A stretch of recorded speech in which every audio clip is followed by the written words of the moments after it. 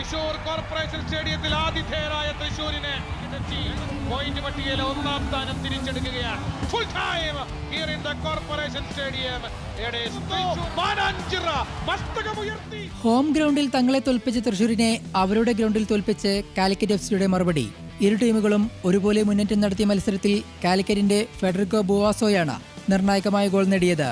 Corporation സ്റ്റേഡിയത്തിൽ നടന്ന മത്സരത്തിൽ 15-ാം മിനിറ്റിൽ കാലിക്കറ്റിന്റെ മുന്നേറ്റത്തോടെയാണ് മത്സരം തുടങ്ങിയത്.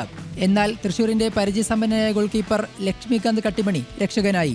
ആദ്യ പകുതിയിൽ ആധിപത്യം പുലർത്താൻ കാലിക്കറ്റിന് കഴിഞ്ഞെങ്കിലും ഗോൾ പിറന്നില്ല. 69-ാം മിനിറ്റിൽ ബുവാസോയുടെ പാസ് സ്വീകരിച്ച് അജുസൽ എടുത്ത ഷോട്ട് ക്രോസ് ബാറിന് മുകളിലൂടെ പറന്നു. 86-ാം മിനിറ്റിൽ കളിയുടെ വിധിയെഴുതിയ ഗോൾ വന്നു. പകരക്കാരൻ ഷഹബാസ് അഹമ്മദ് വലതുവിങ്ങിൽ നിന്ന് നൽകിയ ക്രോസ് അർജന്റീനക്കാരൻ ഫെഡറിക്കോ ബുവാസോ ഹെഡ് ചെയ്ത് വലയിലെത്തിച്ചു.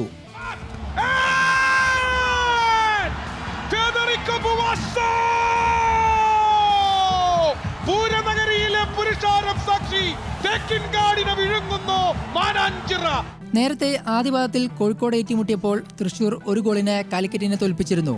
ഇന്നലെ 10,000-ലധികം കാണികൾ മത്സരം കാണാനെത്തി. 7 കളികളിൽ 14 പോയിന്റുമായി കാലിക്കറ്റ് എഫ്സിയാണ് പട്ടികയിൽ ഒന്നാമത്. 13 പോയിന്റുള്ള തൃശൂർ രണ്ടാമതും. Sports desk, news Malayalam.